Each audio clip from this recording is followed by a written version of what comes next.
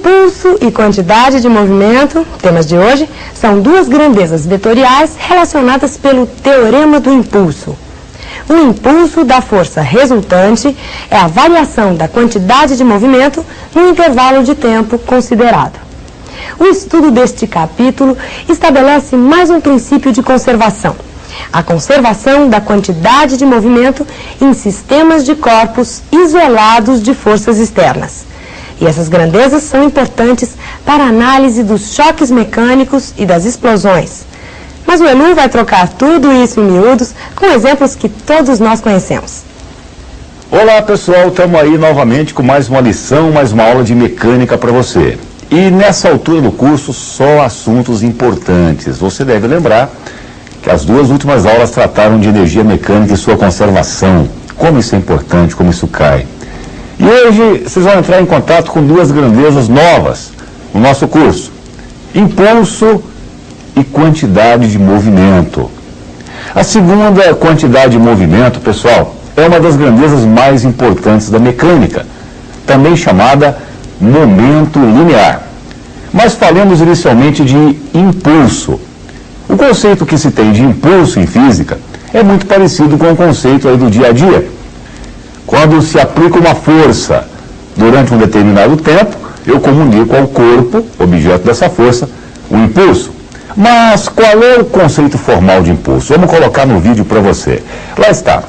Impulso de uma força constante seria uma definição particular, vale quando a força tem módulo, direção e sentido constantes. Bloquinho sendo impulsionado, não é? A força é aplicada durante um determinado intervalo de tempo. O impulso é o produto da força pelo intervalo de tempo. Agora, tempo é escalar, força vetorial, portanto, impulso é uma grandeza vetorial, moçadinha. Impulso tem direção e sentido. A propósito, qual é a direção e sentido do vetor impulso? É o mesmo da força. Se a força é horizontal para a direita, o impulso também será horizontal para a direita. Agora, e a unidade Sistema Internacional de Impulso, hein? Ora, é fácil, decorre da própria definição, é Newton segundo. Newton segundo a unidade. E você dirá, como é que é, professor? É Newton por segundo? Não fala assim não, que está errado. Newton por segundo, eu vou entender que é Newton dividido por segundo. Não é, é vezes, então é Newton segundo. Tudo bem? E vamos agora definir quantidade de movimento ou momento linear. Gente, isso é muito importante. Muitas vezes o simples conhecimento da massa do corpo não significa muita coisa. O simples conhecimento da velocidade também não. Mas o conhecimento do produto massa-velocidade é decisivo em muitos fenômenos. E quantidade de movimento é justamente isso. É o produto MV, massa-velocidade. Lá está para você no nosso monitor.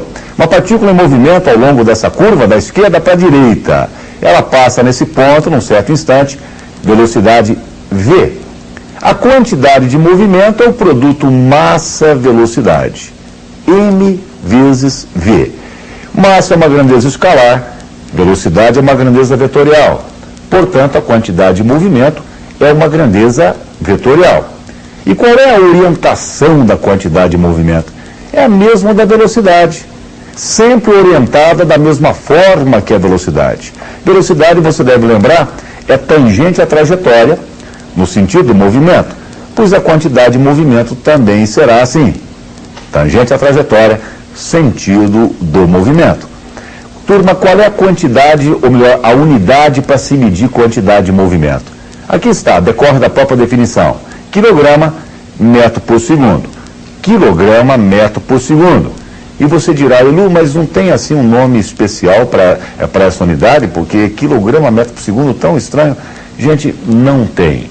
Quilograma, metro por segundo é a unidade de quantidade de movimento do sistema internacional. Essa grandeza é muito importante no fenômeno das colisões. Por exemplo, uma colisão um carro que bate num poste terá tanto maior poder de impacto quanto maior for a sua quantidade de movimento. Quanto maior for o produto MV, maior é o poder de impacto que o corpo tem. Imagine, por exemplo, o seguinte: dois veículos, um caminhão carregado e um fusquinha. ambos a 40 km por hora. E ambos vão bater no mesmo muro, correto? Vamos idealizar um caso assim. Quem é que vai provocar maior estrago nesse muro? Claro que é o caminhão carregado. Por quê? Porque ele tem maior quantidade de movimento e, portanto, maior poder de impacto, uma vez que a massa é maior. Massa maior, mesma velocidade que o Fusquinha, maior quantidade de movimento, maior poder de impacto, maior estrago, consequentemente. Tudo bem? E vamos continuando a nossa lição de hoje, colocando para você no vídeo alguns destaques. Veja aí, a orientação do impulso é a mesma da força. Não vai esquecer isso. Força para a direita, impulso idem. Que mais? Vamos lá, orientação da quantidade de movimento é a mesma da velocidade. Tudo bem? Q e V, com a mesma direção e sentido. Agora você deve estar se perguntando, puxa vida, estou aprendendo duas coisas novas, impulso, quantidade de movimento, mas será que tem a ver uma coisa com a outra? Será que essas grandezas têm alguma afinidade? Moçadinha, só tem. Existe um teorema muito importante chamado teorema do impulso, que amarra impulso e quantidade de movimento. Lá está no monitor para você. Micrinho, o nosso grande super-herói, vai lançar uma flecha usando um arco.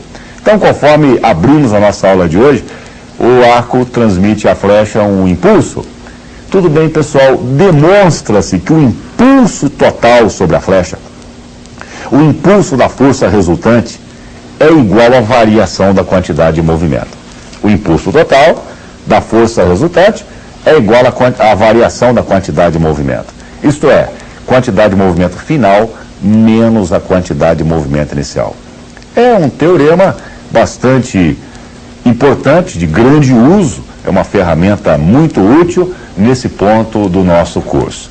Mas eu queria colocar também no vídeo algumas propriedades. Lá está.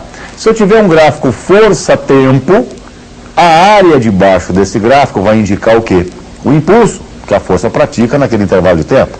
Se eu tiver um gráfico quantidade de movimento, função de velocidade, veja que vai ser uma reta, uma semi-reta ascendente a partir aqui da origem.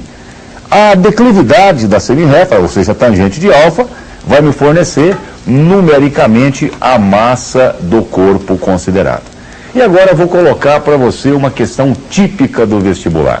O que pode cair envolvendo impulso e quantidade de movimento? Gente, uma questãozinha bem tradicional, bem típica, bem manjada. Lá está. Veja aí.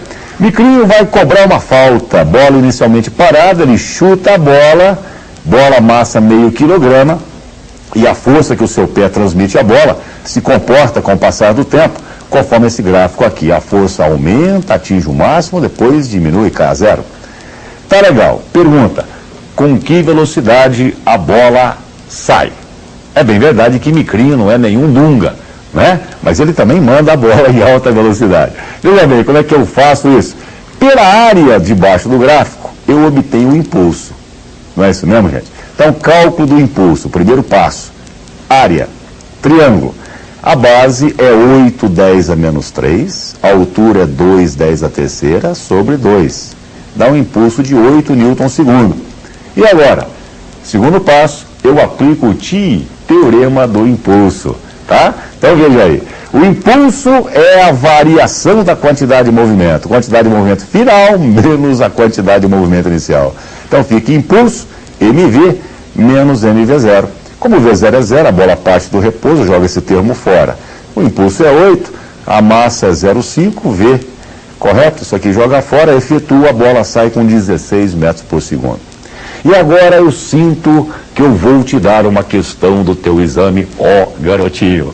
Olha a questão muito manjada, pessoal, vamos rapidinho, né, que nós estamos com o nosso tempo curto. É o seguinte, Micrinho chuta uma bola, a bola vai descrever um arco de parábola, faça de conta que essa linha seja um arco de parábola. E a pergunta é, qual é a orientação da variação da quantidade de movimento da bola entre dois pontos quaisquer da trajetória? Está vendo essa pergunta? Probabilidade de alguém te perguntar isso, uns 80%, muito grande a probabilidade. Qual é a orientação da variação da quantidade de movimento entre dois pontos quaisquer da trajetória. Isso aí eu resolvo aplicando o TI, Teorema do Impulso à bola. Veja lá, pessoal. Teorema do impulso, o TI. Variação da quantidade de movimento igual ao impulso. Variação da quantidade de movimento é força, tempo. Mas quem é a força resultante na bola no seu voo parabólico? É o peso.